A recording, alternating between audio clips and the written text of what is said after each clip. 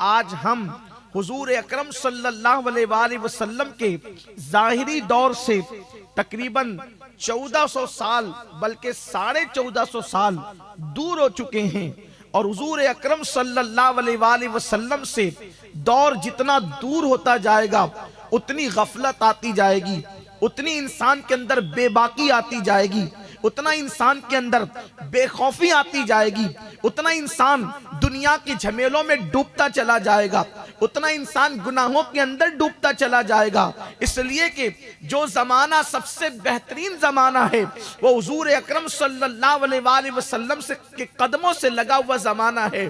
جو دور میں میرے آقا صلی اللہ علیہ وآلہ وسلم زمین کے اوپر ظاہری طور پر حیات تھے، وہ زمانہ سب سے بہترین زمانہ۔ پھر اس کے بعد درجہ اور کم ہوتا ہے، پھر اس کے بعد درجہ اور کم ہوتا ہے۔ اسی طریقے سے درجے جیسے جیسے کم ہوتے جائیں گے، لوگوں کے اندر گناہوں کے جذبات بڑھتے جائیں گے، لوگوں کے اندر بے باکی کے تصورات بڑھتے جائیں گے، لوگوں کے اندر بے حیائی بڑھتی جائے گی، لوگوں کے اندر بدکاری بڑھتی جائے گی۔ میرے پیارے آقا صلی اللہ علیہ وسلم کے پیارے دیوانوں، لیکن انسان یہ تصور نہ کرے کہ اللہ تبارک و تعالی انسان کو نعمت دے کر کے بھول گیا ہے۔ اچھی طرح یاد رکھنا، قدرت نے انسان کو جو نعمت دی ہے وہ نعمت دے کر قدرت بھول نہیں گئی ہے۔ میرا اللہ بھولنے سے پاک ہے، اور اللہ کا اعلان ہے اَيَحْسَبُ الْإِنسَانُ أَن يُتْرَكَ سُدًى، کیا انسان یہ تصور کرتا ہے کہ اللہ انسان سے حساب نہیں لے گا؟ انسان سے اس کے اعمال کے بارے میں حساب لیا جائے گا۔ غفلت کی زندگی گزارنے والوں، بے باکی کی زندگی گزارنے والوں، آوارگی کی زندگی گزارنے والوں، اپنی طبیعت کے مطابق زندگی گزارنے والوں، اللہ کے غضب کو دعوت دیتے ہوئے زندگی گزارنے والوں، میرے اللہ کا اعلان ہے اَيَحْسَبُ الْإِنسَانُ أَن يُتْرَكَ سُدًى، کیا انسان یہ تصور کرتا ہے کہ ہم اس سے حساب نہیں لیں گے، حساب لیے بغیر چھوڑ دیں گے؟ نہیں نہیں، انسان سے حساب لیا جائے گا، اور کتنا لیا جائے گا، کہاں تک لیا جائے گا؟ تو قرآن کہتا ہے فَمَن يَعْمَلْ مِثْقَالَ ذَرَّةٍ خَيْرًا يَرَهُ وَمَن يَعْمَلْ مِثْقَالَ ذَرَّةٍ شَرًّا يَرَهُ، ایک ذرے کے برابر نیکی کی ہوگی اللہ اسے بھی دکھائے گا، اور ایک ذرے کے برابر برائی کی ہوگی اللہ اسے بھی دکھائے گا۔ اللہ نے یہ نہیں فرمایا، یرا فرمایا نا، دکھائیں گے تمہاری نیکی تمہیں قیامت کے دن۔ تھوڑا تصور کریں، قیامت کے دن تمہاری نیکی تمہیں دکھائیں گے، اور قیامت کے دن تمہاری بدی بھی تمہیں دکھائیں گے، قیامت کے دن تمہاری برائی بھی تمہیں دکھائیں گے۔ دکھانے کے لیے کہا کہ ہم دکھائیں گے تمہیں کہ تم نے کیا کیا تھا۔ بلا تمثیل غور کیجئے، اللہ نہ کرے، ہزار بار نہ کرے، کسی بندے نے چوری کی، کسی بندے نے چوری کی، اور چوری کرنے کے بعد اس کو کسی نے دیکھا، اور دیکھنے کے بعد پھر کہا اے فلاں تو نے چوری کی، تو بولو وہ بندہ اتنا شرمندہ نہیں ہوگا، وہ بندہ اتنا نادم نہیں ہوگا، اس پر کوئی اثر اتنا نہیں پڑے گا۔ وہ کہہ بھی سکتا ہے آپ کے پاس ثبوت کیا ہے، آپ جھوٹ بول رہے ہیں، آپ کے گواہ جھوٹ بول رہے ہیں، میں نے کوئی چوری نہیں کی ہے، میں چور نہیں ہوں، میں نمازی ہوں، میں نیک بندہ ہوں، میں اچھا انسان ہوں۔ اگر انسان کو اس کے گناہ کے متعلق بولا جائے اتنی شرمندگی نہیں ہوتی، لیکن ایک بندہ ہے وہ چوری کر رہا تھا، چوری کرتے کرتے اس کی ویڈیو بنا لی گئی، اور ویڈیو بنانے کے بعد مجمع عام میں وہ ویڈیو چلا دی گئی، اور کہا دیکھو یہ آپ ہی ہیں، یہ آپ ہی ہیں، تو بتاؤ اس وقت اس پر کیا گزرے گی؟ کچھ بولا نہیں جا رہا ہے کہ آپ چور ہیں، کچھ بولا نہیں جا رہا ہے کہ آپ پاپی ہیں، وہ ویڈیو بنائی گئی ہے، اور وہ ویڈیو چل رہی ہے لوگوں کے سامنے، اور کہا جا رہا ہے یہ آپ ہی ہیں۔ اب تھوڑا تصور کرو اس کی ذلت کا عالم کیا ہوگا، اس کی رسوائی کا عالم کیا ہوگا۔ اللہ اکبر۔ قرآن کیا کہتا ہے فَمَن يَعْمَلْ مِثْقَالَ ذَرَّةٍ خَيْرًا يَرَهُ وَمَن يَعْمَلْ مِثْقَالَ ذَرَّةٍ شَرًّا يَرَهُ۔ رات کی تاریکیوں میں پاپ کرنے والوں، رات کے اندھیرے میں پاپ کرنے والوں،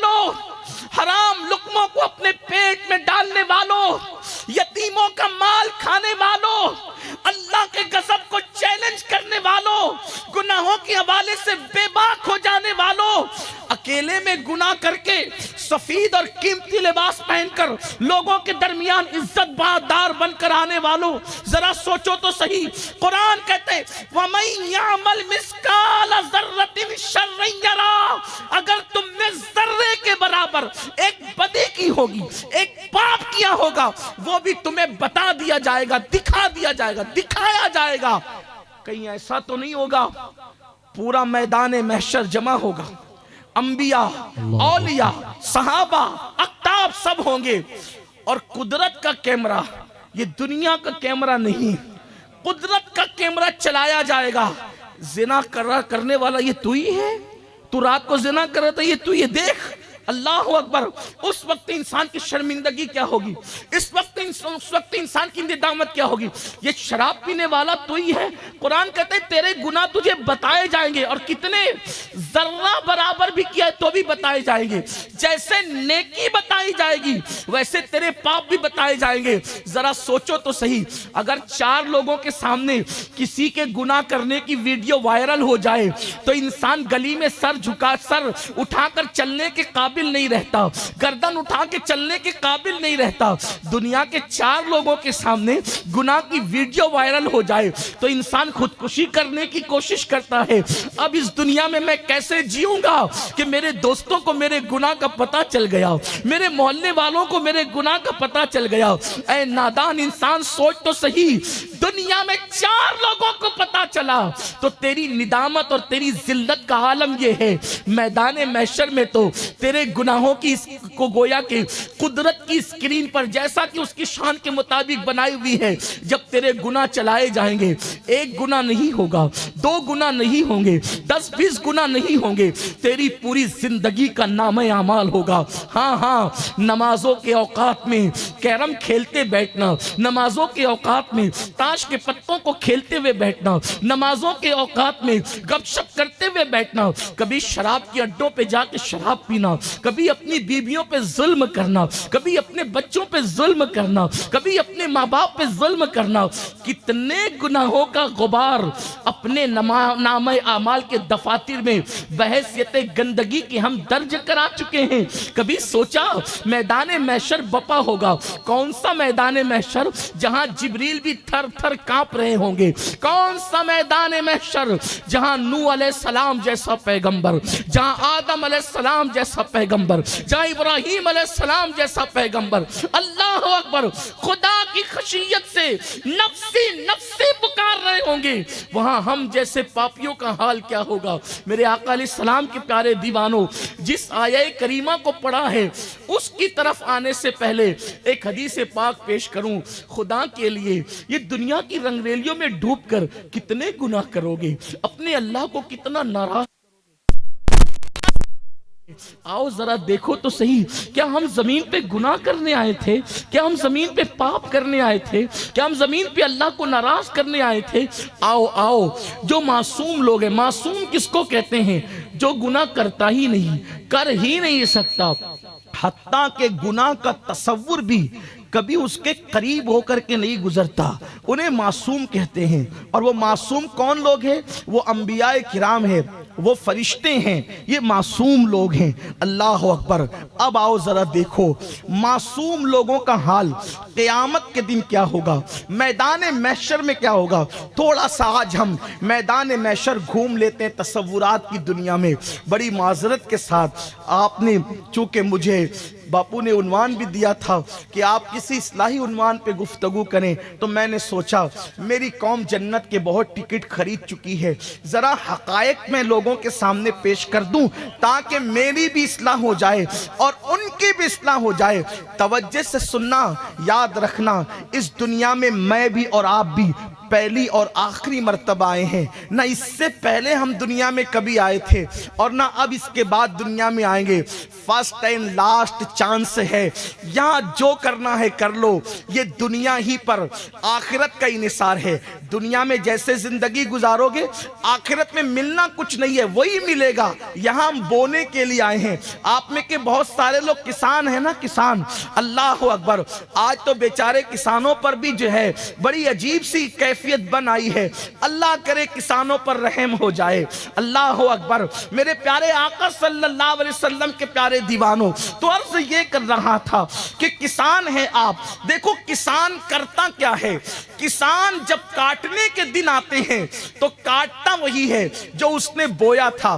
ایک کسان وہ ہے جب بونے کے دن ہے تو وہ شراب پی رہا ہے، بونے کے دن ہے کرکٹ کھیل رہا ہے، بونے کے دن ہے کسان، بونے کے دن ہے، بونے کو آپ یہاں کیا کہتے ہیں؟ فصل ڈالنے کو بونا ہی کہتے ہیں۔ بونے کے دن ہے تو وہ لڑکیوں کے ساتھ بدمستیاں کر رہا ہے، پارکوں میں گھوم رہا ہے۔ بونے کے دن ہے موبائل پر گیم کھیل رہا ہے۔ اور اس کے بعد بونے کے دن تھے، محنت کرنے کے دن تھے۔ بہت سارے کسان صبح کو نکلتے تھے اندھیرے منہ، جھوٹے منہ، نہار منہ، خالی پیٹ نکلتے تھے، سورج نکلنے سے پہلے نکلتے تھے اور شام کے بعد گھر لوٹتے تھے۔ کبھی ہل چلا رہے تھے، کبھی وہ کھیت جوت رہے تھے، کبھی بیج بو رہے تھے، سر کا پسینہ پیر کو آ رہا تھا، یہ بیٹھا بیٹھا مذاق اڑا رہا تھا، یہ دیکھو بے وقوف کو بڑی محنت اس کو پڑھنے لگی ہے، بڑی محنت اس کو سجائی دے رہی ہے، میں تو دیکھو کیسے مزے لے رہا ہوں، زندگی کا لطف میں لے رہا ہوں، زندگی کا لطف میں لے رہا ہوں، دیکھو میں تو موبائل پہ گیم کھیل رہا ہوں، میں تو یوٹیوب پر یہ دیکھ رہا ہوں، میں تو وہ کر رہا ہوں، میں تو رنگریلیاں کر رہا ہوں۔ یہ سب کچھ کرے گا، وہ بیچارہ کسان کچھ کہے گا نہیں، کسان وہ بھی ہے، کسان یہ بھی ہے۔ اس کے بعد کسان نے بیج بو دیا، اور جب کسان نے بیج بو دیا تو پھر قدرت کو کے کرم کو پیار آ گیا، قدرت کے کرم کو پیار آیا، اللہ کا دریائے رحمت جوش میں آیا، اللہ کا دریائے رحمت جوش میں آیا۔ کسان کی محنت تھی، کسان کی محنت تھی، خدا کا دریائے کرم جوش میں آیا۔ کالی کالی گھٹائیں آئی محبوب کی زلفوں کے صدقے۔ میں جب تصور کرتا ہوں کہ گھٹائیں آتی کیوں ہے تو گھٹائیں اس لیے آتی ہے، جب بھی آسمان محبوب کی زلفوں کا تصور کر لیتا ہوگا اس وقت آسمان پر کالی گھٹائیں چھا جاتی ہوگی، اس لیے کہ میرے امام کے چھوٹے بھائی نے کہا ہے ان کی زلفیں نہیں رحمت کی گھٹا چھائی ہے، ان کی زلفیں نہیں رحمت کی گھٹا چھائی ہے، ان کی ابرو نہیں تو قبلوں کی یکجائی ہے۔ نعرہ تکبیر۔ ان کی ابرو نہیں تو قبلوں کی یکجائی ہے۔ جب میں کائنات کو عشق کی نگاہ سے تصور میں دیکھتا ہوں تو میں سوچتا ہوں صبح کیوں ہوتی ہے، تو پھر مجھے خیال آتا ہے کہ جب کائنات کے اندر جو ہے وہ مصطفیٰ جان رحمت کے چہرے کا تصور کر لیا جاتا ہے تو زمین پہ صبح آتی ہے، اور جب زلف مصطفیٰ کا تصور کر لیا جاتا ہے تو پھر رات آ جاتی ہے۔ مصطفیٰ کے جو ہے وہ رخ انور کا تصور، رخسار کا تصور کیا جاتا ہے تو پھر شفق کھل جاتی ہے، افق پر شفق کھل جاتی ہے، اور پھر ان کے رات میں امت کے غم میں رونے والے آنسو کا جب تصور کیا جاتا ہے تو آسمان پر ستارے جھلملانے لگتے ہیں، ان کے ناخنوں کا تصور کیا جاتا ہے تو پھر ہلال پہلی شب کی شکل میں، چاند کی شکل میں طلوع ہوتا ہوا نظر آتا ہے۔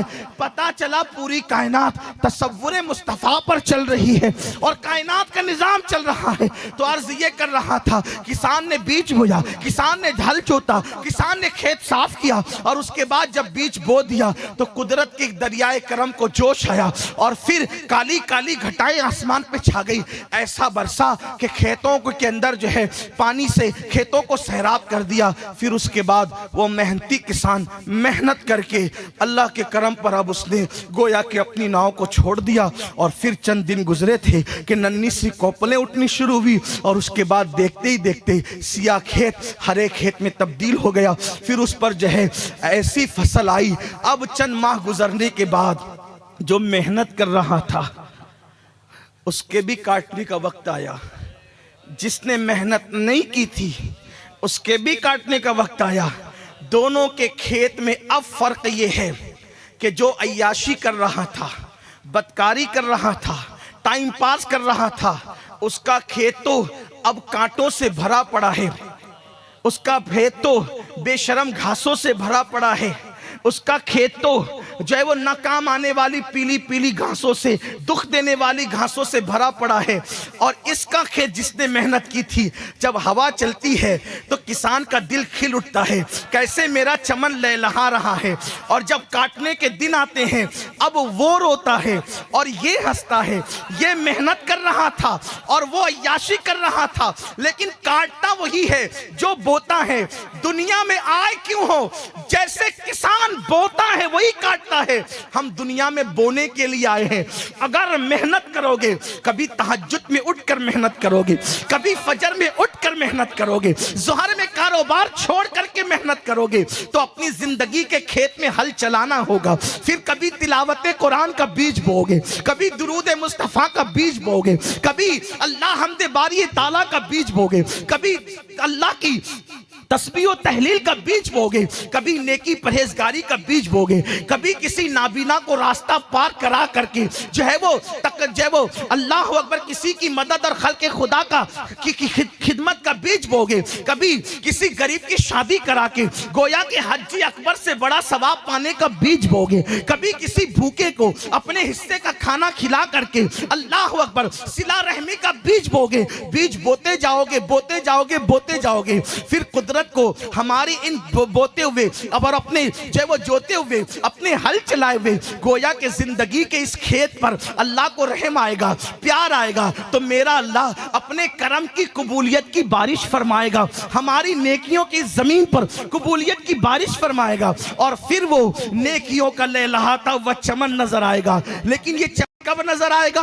अल्लाह अल्लाह, जो लोग आज आवारगी कर रहे हैं, जो आज अय्याशियां कर रहे हैं, जब मौत से उनकी आंखें बंद होगी तो गोया के उन लोगों का वही हाल होगा जो आवारगी करने वाले किसान का हाल खेत को काटते वक्त होता था। और जिन लोगों ने दुनिया में मेहनत की होगी, मौत के वक्त उनकी खुशियों का हाल वो होगा जैसे लहलहाते हुए खेत के वक्त किसान की खुशियों का हाल होता है।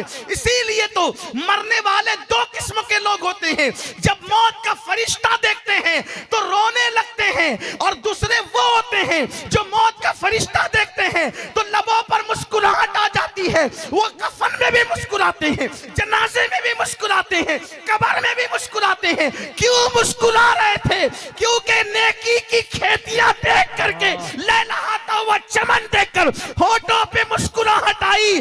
दुनिया की मेरी मेहनत जाए नहीं हुई, जो मैं सुबह को उठकर फजर में मस्जिद जाता था, आज मेरी वो खेती का चमन लहलहा रहा है, लोगों की मदद करता था, नेकियों का चमन लहलहा रहा है, तो वो रोते हुए आया था और मुस्कुराते हुए जाता है। लेकिन वो बंदा जिसने दुनिया के अंदर आवारगी किया, खेल कूद में मसरूफ रहा, तो फिर वो रोते हुए आया था, रोते हुए जाता है, तो ये दुनिया में वही मिलेगा। दुनिया में जो बोगे आखिरत में, मेरे आका फरमाते हैं अद-दुनिया मज़राअतुल आखिरा, दुनिया आखिरत की खेती है, जो बोगे वही काटोगे। क्या बो रहे हो? क्या बो रहे हो? नफरतों के बीच? क्या बो रहे हो? बुग़्ज़ अदावत के बीच? क्या बो रहे हो? ज़िना और बदफेलियों के बीच? क्या बो रहे हो? जुए और ताश के पत्तों के बीच? क्या बो रहे हो? माँ बाप को मारने डांटने पीटने के बीच? क्या बो रहे हो? एक दूसरे को कत्ल करने के बीच? क्या बो रहे हो? खुदा के गज़ब को दावत देने के बीच? कुछ नहीं मिलेगा इससे ज्यादा। जो बोगे वही काटोगे, जो बोगे वही काटोगे। इस दुनिया में किसान की हैसियत से आए हो, इस दुनिया में बहैसियत किसान आए हो, बोने आए हो। क्या बो रहे हो? होशियार किसान वो है जिसका मार्केट होता है वो बोता है, जिसका मार्केट उरूज पे होता है वो बोता है।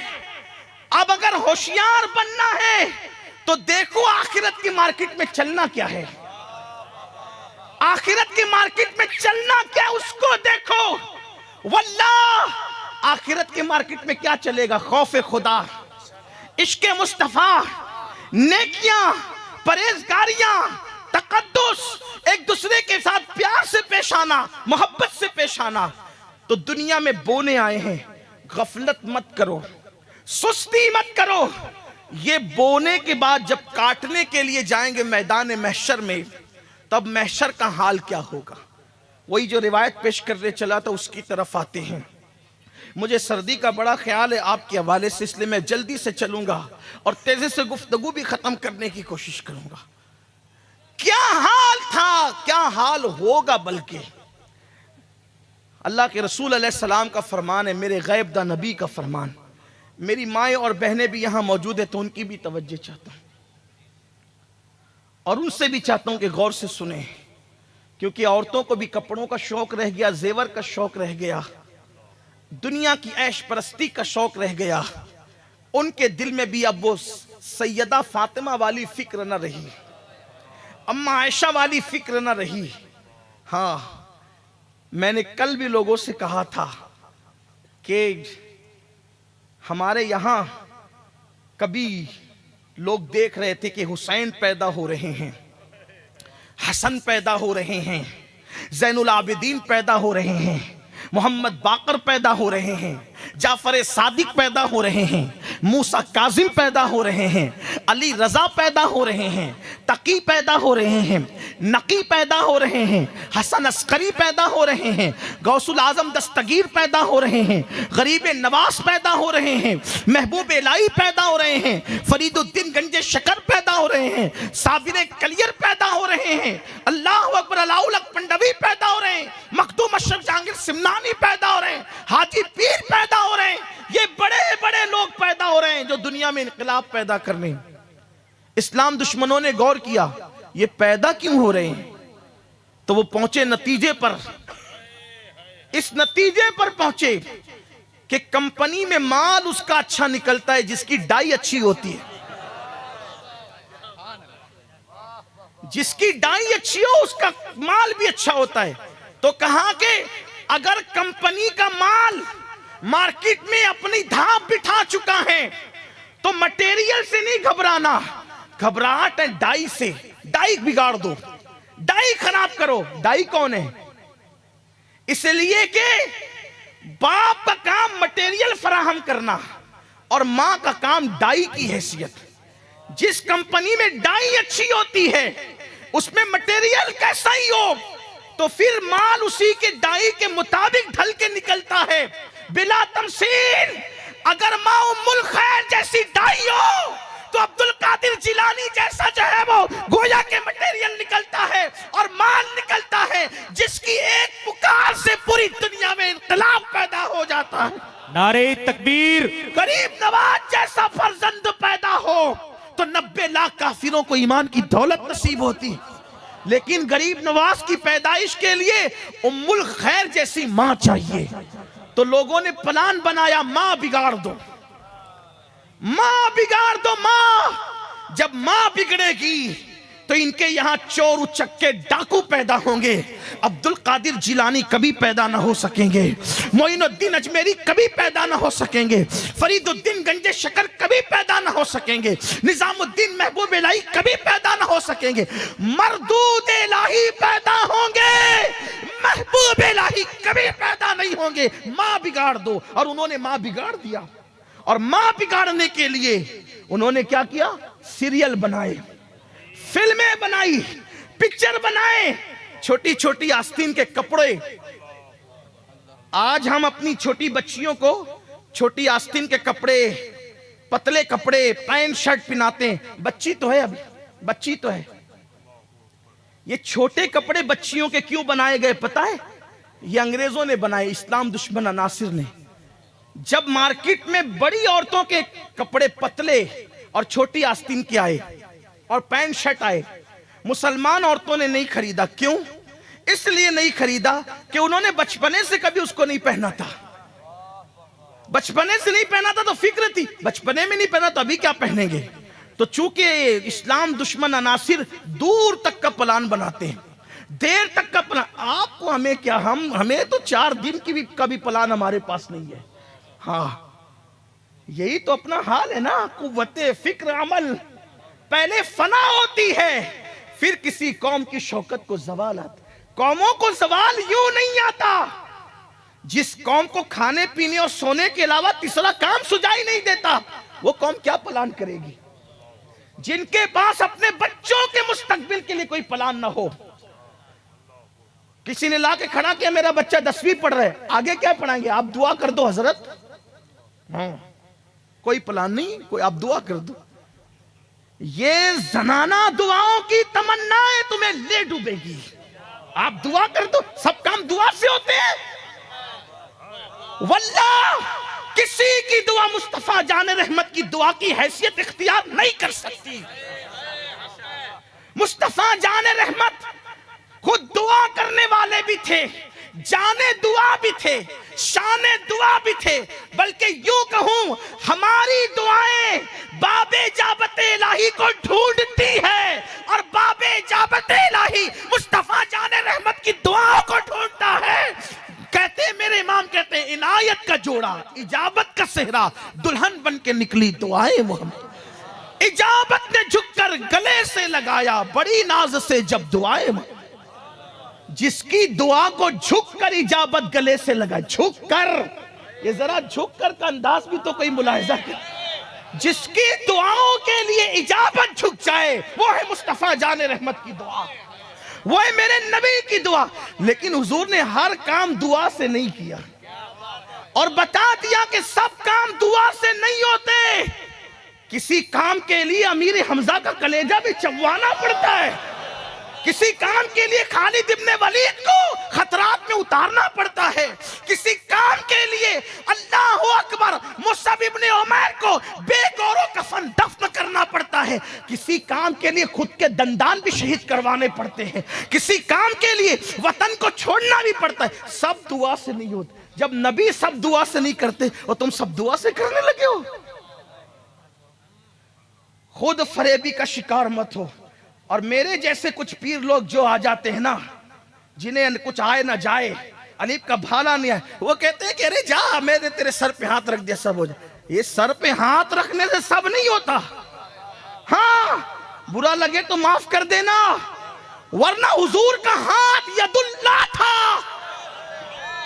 حضور کا ہاتھ ید اللہ, اللہ کا ہاتھ تھا وہ. لیکن حضور نے یہ نہیں کہا میں نے سر پہ رکھ دیا جا سب ہو جائے گا, نہیں, بلکہ کہا جو ہاتھ سر پہ رکھنے سے ہوتا ہے وہ ہاتھ سر پہ رکھنے سے ہوگا, اور جو میدان عمل میں جانے سے ہوتا ہے وہ میدان عمل میں جانے سے ہوگا. ورنہ واللہ میرے نبی کا ہاتھ اس قابل تھا, سر پہ ہاتھ رکھ دیا تو سب مل جاتا. لیکن حضور صرف معجزہ دکھانے نہیں آئے تھے, حقائق کے ساتھ ہمیں زندگی کا شعور دینے آئے تھے. اگر حضور اس سر پہ ہاتھ رکھ کے سارے کام بنا دیتے تو ہر گدی میں بیٹھنے والا کہتا حضور نے بنا دیا میں بھی بنا دوں گا. لیکن حضور نے کہا نہیں, جب میں ہر کام سر پہ ہاتھ رکھ کے نہیں بناتا, حالانکہ بنا سکتا ہوں لیکن پھر بھی نہیں بناتا, تو تم بھی میدان عمل میں اترو. کیا پلان ہے بچوں کے لیے؟ جیسے تم غلامی کر رہے ہو تو تمہارے بچے بھی غلامی کریں گے. تم کھیتوں میں بیلوں کے پیچھے ہل چلا رہے ہو تو تمہارے بچے بھی ہل چلائیں گے. کچھ تو سوچو اپنے بچوں کے مستقبل کا. ایک دن میں گٹکا کھا کھا کر کہیں 100 روپے کا تھوکنے والوں, کہیں 100 روپے کی سگریٹ کو آگ لگانے والوں, شادیوں کے موقع پر ڈی جے پر اور گناہوں پر اور مجرموں میں پیسے اڑانے والوں, کبھی یہ بھی سوچا کہ ہمیں اپنے بچوں کو کچھ پڑھانا بھی ہے؟ اتنی بڑی زمین, کچھ کی زمین, اتنا عظیم ساحل سمندر کہ پورے انڈیا میں کوئی اس کا مقابل نہیں ہے. وہاں کے بسنے والے مسلمانوں کی اکثریت جاہل ہو, کتنا بڑا افسوس ہے. اپنے بچوں کو تعلیم کی طرف بلاؤ اور خود تعلیم کی طرف پڑھو لکھو. ورنہ میں پیشن گوئی نہیں کر رہا ہوں, یہ بزرگوں کے تجربات. اگر اپنی اولاد کو نہیں پڑھاؤ گے تو تمہارے بچے ٹوائلٹ صاف کرنے کے کام کے بھی نہیں رہ جائیں گے. ہاں اس لیے تھوڑا کھاؤ, سال میں 4 لباس پہننے کی نئے پہننے کی بجائے ایک ہی پہنو. اپنے بچوں کو اعلیٰ ایجوکیشن عہد کرو. آج صرف ہمارے یہاں مدرسے میں پڑھانا عبادت نہیں ہے, جہاں مدرسے میں پڑھانا عبادت ہے, اس سوچ کے ساتھ کہ میرا بچہ قوم کو اوپر لے جائے, کالج اور یونیورسٹی میں پڑھانے والے باپ کو بھی اللہ عبادت کا ثواب عطا فرمائے. ہمارا مذہب دقیانوسیت والا مذہب نہیں ہے. پڑھاؤ اپنے بچوں کو, ڈاکٹر بناؤ, انجینئر بناؤ, ٹیچر بناؤ, عہد کرو. اپنے بچوں کے لیے پہلے سے پلان بناؤ, پہلے سے پلان تیار رکھو، اس لیے کہ دنیا کی وہ قومیں آگے بڑھتی ہے جن کے پاس پلان ہوتا ہے، جن کے پاس منصوبہ ہوتا ہے۔ کوئی منصوبہ نہیں، دن بھر کام پہ رہیں گے اور شام کو آ کے موبائل لے کر بیٹھ جائیں گے۔ یہ موبائل کا کھلونا کب تک کھیلتے رہو گے؟ مت کھیلو یہ موبائل کا کھلونا، موبائل کو ضرورت کے مطابق استعمال کرو، یہ کھلونا نہیں، یہ ضرورت ہے۔ اور ضرورت کو دیکھو، ضرورت کو ضرورت کے طور پہ استعمال کرنا چاہیے۔ ہمارے یہاں کھانا بھی کھلونا نہیں ہے، ہمارے یہاں کھانا بھی ضرورت ہے۔ ہمارے یہاں کھانا، اسی لیے ہم کھانے کو ٹائم پر کھاتے ہیں، اور جو بے ٹائم کھاتا ہے پھر وہ بیماری پڑتا ہے۔ جو کھانا جسم کے لیے ضروری ہو اس کو بھی حد سے زیادہ کھاؤ گے تو نقصان اٹھاؤ گے۔ تو جو موبائل نہ جسم کے لیے ضروری، نہ روح کے لیے ضروری، نہ دماغ کے لیے ضروری، نہ سوچ کے لیے ضروری، اس میں اتنا ڈوب گئے۔ نکلو، یہ میرے دل کا، یہ کوئی تقریر نہیں ہے، نہ یہ کوئی مقرر کا یہ عنوان ہے، یہ میرے دل کا درد ہے۔ ورنہ آپ کہیں گے کہ آپ یہ کیا لے آئے؟ میں یہ کوئی خطیب کے حیثیت سے نہیں آیا، میں اپنے دل کا درد اپنے بھائیوں کے پاس لے کر آیا، اس لیے کہ خون کے رشتوں کے بھائیوں کی وہ اہمیت نہیں ہے جو دین کے رشتوں کے بھائیوں کی اہمیت۔ ہاں، تم میرے نبی کے امتی ہو اور میں تمہارے نبی کا امتی ہوں، اور یہ اتنا ٹوٹ رشتہ ہے کہ خون کے رشتے تو ٹوٹ سکتے ہیں لیکن دین کا رشتہ کبھی نہیں ٹوٹ سکتے۔ اس لیے خدا کے لیے رحم کرو اپنی قوم پر، اپنے بچوں پر۔ تو میں یہ عرض کرنے چلا تھا کہ ان کا منصوبہ ہوتا ہے نا، کافروں کا، یہود و نصارہ، اسلام دشمن طاقتوں کا۔ جب انہوں نے دیکھا کہ بڑی عمر کی مسلمان عورتیں اور لڑکیاں پینٹ شرٹ نہیں پہنتی، انگریزی لباس نہیں پہنتی، یہی کہہ رہا تھا، تو انہوں نے کہا کہ یہ اچھمبا محسوس کر رہی ہے بڑی ہو کر لباس پہننے میں انگریزوں کا، بچپنے سے پناؤ ان کو۔ پھر چھوٹے چھوٹے بچوں کے لباس آئے، ہم نے سوچا یار چلو بچی تو ہے نا میری بیٹی، پناؤ اس کو پینٹ شرٹ، پناؤ اس کو جینس ٹی شرٹ۔ بچی کب بڑی ہوگی باپ کو احساس بھی نہیں ہوتا، ماں کو احساس بھی نہیں ہوتے بچے کب بڑے ہوتے ہیں۔ کبھی اچانک نظر پڑتی ہے تو دل کہتا ہے میرا بچہ اتنا بڑا ہو گیا، لیکن بچپنے میں آپ نے جو عادت ڈالی، بڑے ہو کر کوئی عادت آتی نہیں ہے۔ یہ بات دھیان رکھنا اس جملے پر، بڑے ہو کر کوئی عادت آتی نہیں ہے، جو بچپنے میں آ جاتی ہے وہ اس میں امپروو ہوتی ہے، وہ اس میں ایڈ نہیں ہوتی، بلکہ جو اندر تھی وہ گویا کہ اگر چنگاری تھی تو شعلہ بن جاتی ہے۔ اب بچپنے میں کیا دے رہے ہو یہ دیکھو، بچپنے میں کیا دے رہے ہو یہ دیکھو، اس لیے کہ جب تک کہ پودا نرم ہوتا ہے، ادھر جھکا لیں، ادھر جھکا لیں، ادھر جھکا لیں، ادھر جھکا لیں، جدھر چاہے جھکا لیں یا سیدھا رکھیں، آپ کے اختیار میں ہے۔ جس دن تراور درخت بن گیا آپ کا اختیار نہیں چلے گا۔ بچے جب تک چھوٹے ہیں اس وقت تک کہ جو چاہو بنا لو، چاہے ولی بناؤ چاہے شیطان بناؤ، چاہے چور بناؤ چاہے پاک دامن بناؤ، چاہے عبادت گزار بناؤ چاہے بدکار بناؤ۔ آپ دیکھتے بابا فرید کی ماں نے بڑے ہونے کے بعد محنت نہیں کی، 4 سال کے فرید الدین پر محنت کی۔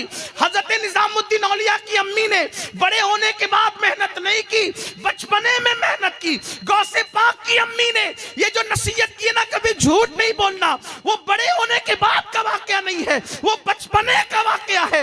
بچپنے میں جو ڈال سکتے ہو ڈال دو۔ اسی لیے تو میرے آقا نے فرمایا اپنے بچوں کو 3 باتیں سکھاؤ، اپنے بچوں کو 3 باتیں بچپنے میں سکھا دو۔ پہلی بات تمہارے نبی کی محبت، نبی کے اہل بیت کی محبت اور قرآن کی تعلیم ان کو دے دو، یہ 3 باتیں پلا دو۔ اب جب وہ جوان ہوگا، پروان چڑھے گا تو اللہ اکبر، جیسے جیسے جوان ہوتا جائے گا عشق رسول میں اضافہ ہوتا جائے گا، محبت رسول میں اضافہ ہوتا جائے گا، عشق رسول ایمان کو مضبوط کرے گا اور عشق اہل بیت ایمان کو بچائے گا۔ دیکھو ایمان کی مضبوطی کے لیے نبی کے عشق کی طرف بلایا اور ایمان کو بچانے کے لیے اہل بیت کی محبت کی طرف بلایا۔ جب دونوں محبتیں جمع ہو گئی تو کہا اب قرآن پہ عمل کر، تو یہاں بھی کامیاب رہے گا وہاں بھی کامیاب رہے گا۔ سبحان اللہ سبحان اللہ، واہ۔ یہ ہے تو منصوبے تھے بچیوں کو انگریزی کپڑے پہنانے کے لیے۔ اللہ اکبر، ہماری بچیاں جب ننھی سی بچیاں ہوتی تھی تو ان کو بتایا جاتا تھا سیدہ فاطمہ کا بچپنا کیسا تھا، اما عائشہ صدیقہ کی زندگی کیسی تھی، ماں خدیجۃ الکبریٰ کی زندگی کیسے، بچیوں کو یہ بتایا جائے۔ اب تو کچھ بھی نہیں، ماں کو خود نہیں پتا کہ خدیجہ کون ہے۔ ہماری پہلی ام المومنین جو محسنہ اسلام ہے، اسلام کی محسنہ ہے۔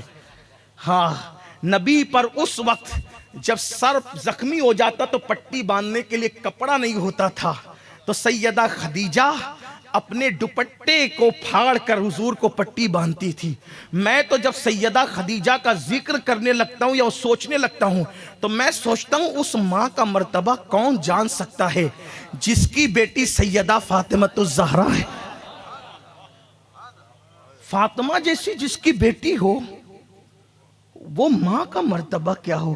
بلکہ ایک بات کہوں، سیدہ خدیجہ کا مرتبہ پیش کرنے کے لیے ایک بات کہتا ہوں، اگر کسی کے دل میں اترے تو اللہ کرے اتر جائے اور وہ مقدس ماں کی ہم معتقد ہو جائیں۔ دیکھو، فاطمہ وہ ہے نا، فاطمہ وہ ہیں جو پل صراط سے گزرے تو عرش سے ندا آئے، نبی کی بیٹی فاطمہ پل صراط سے گزر رہی ہے۔ محشر والوں اپنی نظریں جھکا لو، بار بار سنائیں، تکرار کے طور پہ نہیں، اصل عنوان کی طرف آنے کے لیے تمہید کے طور پہ۔ جس کے لیے محشر والوں کی گردن جھکے گی وہ کون ہے؟ سیدہ فاطمہ۔ نبی جس کے لیے اٹھ کر کھڑے ہوتے ہیں وہ کون ہے؟ سیدہ فاطمہ۔ فدا کی امی و ابی یا فاطمہ جس کے لیے کہتے وہ کون ہے؟ سیدہ فاطمہ۔ بدا تو منی جس کے لیے کہتے وہ کون ہے؟ سیدہ فاطمہ۔ جگر کا ٹکڑا ہے وہ کون ہے؟ سیدہ فاطمہ۔ جنت میں سب سے پہلے جانے والی ایسی خاتون جو سواری پہ بیٹھ کر جنت میں جائے گی، جس کی نکیل حضرت مریم کی، جس کی سواری کی نکیل مریم کبریٰ کے ہاتھ میں ہوگی، وہ کون ہے؟ سیدہ فاطمہ۔ اللہ اکبر۔ اب اندازہ کریں، سیدہ فاطمہ وہ ہیں کہ جس کے قدموں کے نیچے، جس کے قدموں کے نیچے، جس کے قدموں کے نیچے، توجہ، جس کے قدموں کے نیچے نوجوانان جنت کے سردار کی جنت ہو، سرداران جنت کی جنت، سرداران جنت کی جنت جس کے قدموں میں ہو اسے فاطمہ کہتے ہیں، اور فاطمہ کی جنت جس کے قدموں میں ہو اسے خدیجۃ الکبریٰ کہتے ہیں۔ واہ واہ واہ، نعرہ تکبیر، نعرہ رسالت، سیدہ زہرا، سیدہ زہرا۔ الجنت تحت اقدام الامہاتکم، تمہاری ماں کے قدموں کے نیچے تمہاری جنت۔ اس خدیجہ کی میں منقبت کیا بیان کروں، لیکن ہماری قوم کی بچیوں کو پتہ ہی نہیں ہے کہ وہ سیدہ خدیجہ کون ہے، نہیں پتہ ہے، کبھی نہیں۔ ہیروئن کون ہے، کون سی اداکارہ کس خاندان سے، سب پتہ ہے۔ نبی کی پہلی زوجہ، نبی کی پہلی زوجہ پاک، اور ایک بات بتاؤں، نبی کی پہلی شریک حیات۔ اب توجہ آپ کی، نبی کی پہلی شریک حیات۔ شریک حیات کا مطلب جب تک حیات ہے تب تک شریک۔ میری اور آپ کی حیات ہمیشہ نہیں، اس لیے ہماری بیویاں شریک ہیں، مرنے کے بعد فریق ہے، لیکن نبی کی حیات کی کوئی مدت نہیں ہے۔ فَنَبِيُّ اللَّهِ حَيٌّ، اللہ کا نبی اللہ کی عطا سے ہمیشہ زندہ ہے، تو جیسے وہ کل شریک تھی ویسے آج بھی شریک ہے۔ یہ نبی کی شریک حیات، نبی کی شریک حیات۔ اسی لیے نبی کی بیویوں کو آج تک ہم بیویاں ہی کہتے ہیں، اوروں کی بیویوں کو مرنے کے بعد بیوہ کہتے ہیں، لیکن ہم نبی کی بیوائیں نہیں کہتے، کہہ بھی نہیں سکتے، بیویاں ہی کہتے ہیں۔ ان کو ہوش آنا چاہیے جو کہتے ہیں نبی مر کے مٹی میں مل گئے، جب مٹی میں مل گئے تو پھر یہ بیویاں کیسے رہی، کیونکہ مٹی میں مل جانے والوں کی بیویاں بیویاں نہیں بلکہ بیوہ رہتی ہے۔ تو میرے نبی کی بیویاں اب بھی بیویاں ہیں، تو یہ بیویاں بتا رہی ہے کہ جب بیویاں بیویاں ہیں تو وہ مرے نہیں ہیں بلکہ تو زندہ ہے واللہ، تو زندہ ہے واللہ، میرے چشم عالم سے چھپ جانے والے۔ یہ ایک الگ سا عنوان ہے، لیکن بات یہ کہنے چلا تھا، منصوبہ بڑا خطرناک ہے۔ بچیوں کو بگاڑو، بیٹیوں کو، اس لیے کارٹون آ رہے ہیں چھوٹے چھوٹے بچیوں کے، بلکہ مجھے یہ کہتے ہوئے شرم آتی ہے لیکن میں مجبور ہوں، 6-6 7-7 سال کی بچیوں کو سیریلوں میں زنا کرتے بتایا جا رہا ہے۔ ہم غافل ہیں. ہم نے موبائل دے دیا بیٹیوں کو, بیٹوں کو, سب کو دے دیا. خدا کے لیے رحم کرو اپنے حال پہ. ماں بگڑے گی نا, ماں کا پیٹ کمار کے آوے کی طرح ہے. کمار کا چکا صحیح چلے گا نا, چکا, تو برتن صحیح ترتیب پائیں گے.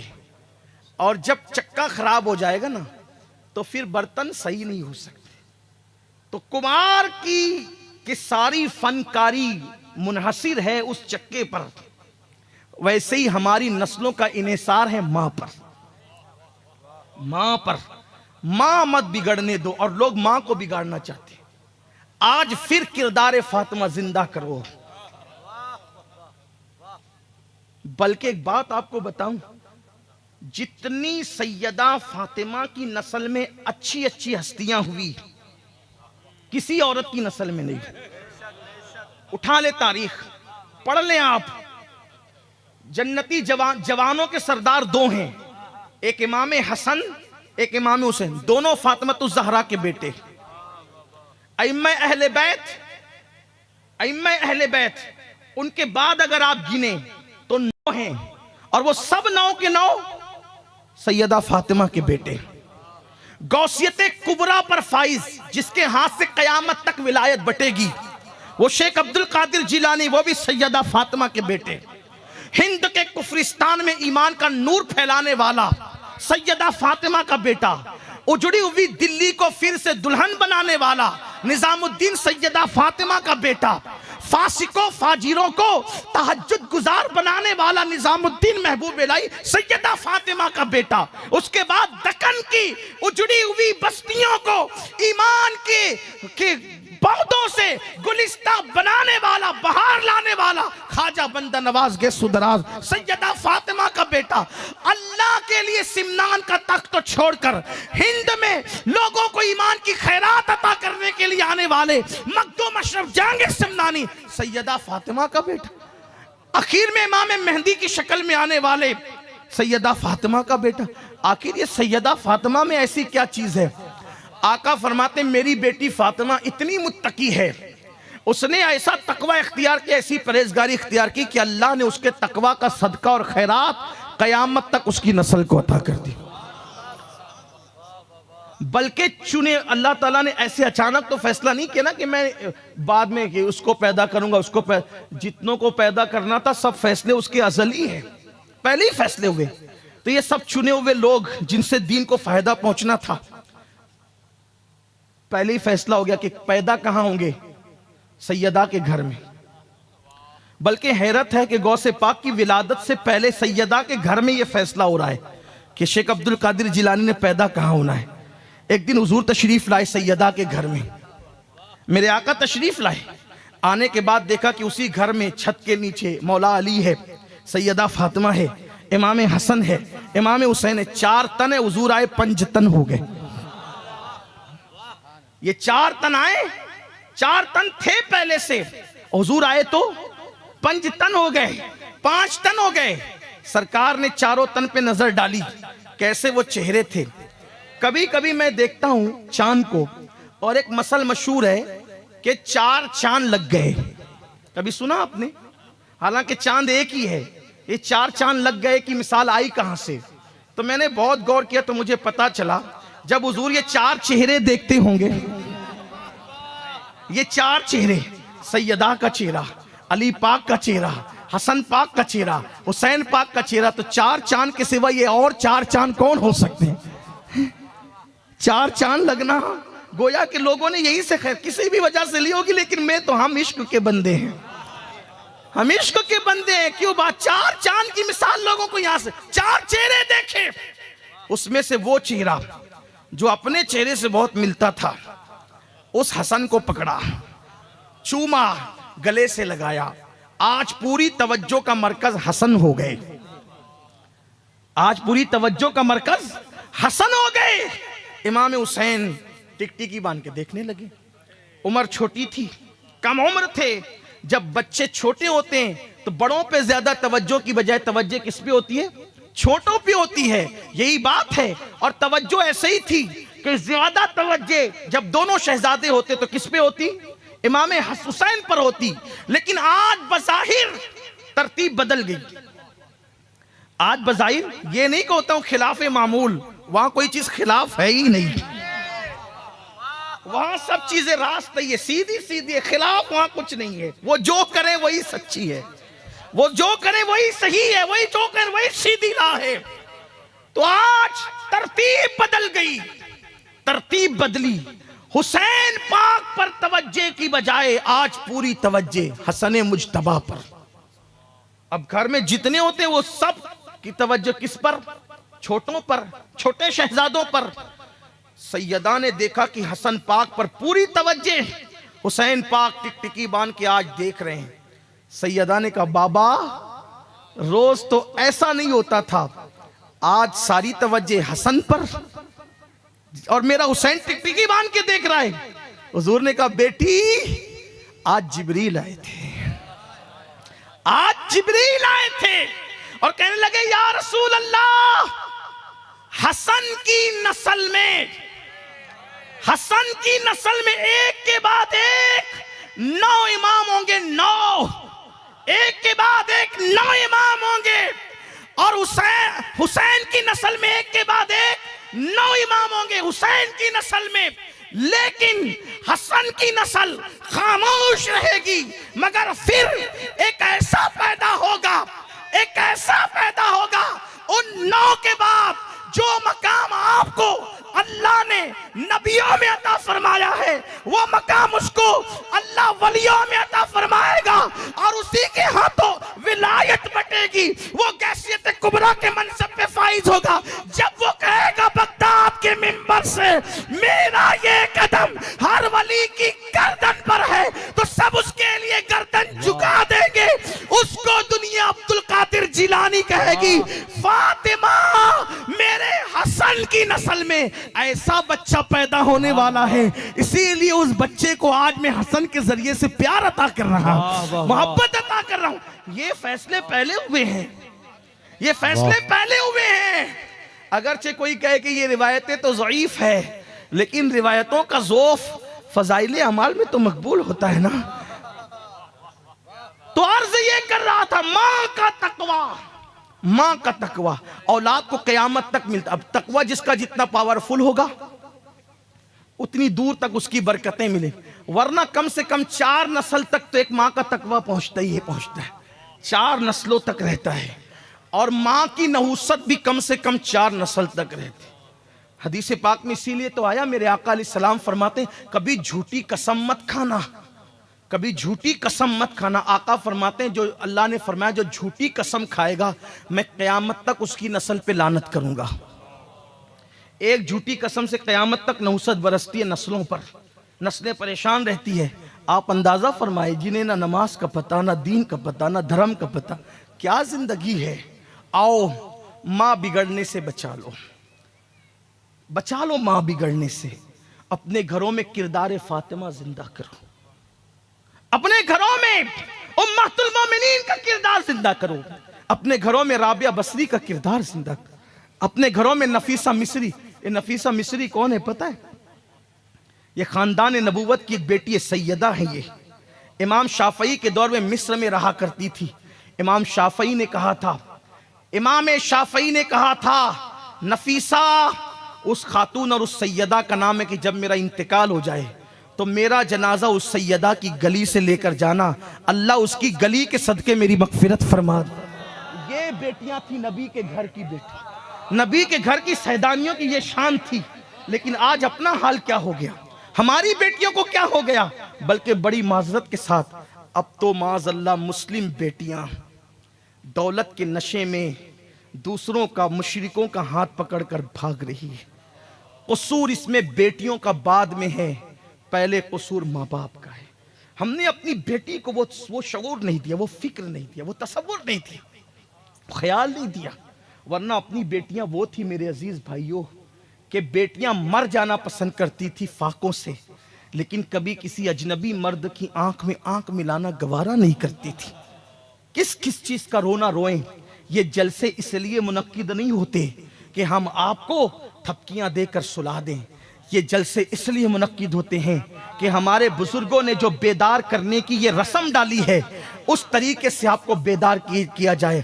صرف سن کر مت جانا بلکہ یہ عہد لے کر کے جانا کہ میں نے اپنی بیٹی کو اب کوئی سیریل نہیں دیکھنے دینا ہے, میں نے اپنی بیٹی کو اب سیرت فاطمۃ الزہرا پڑھانا ہے.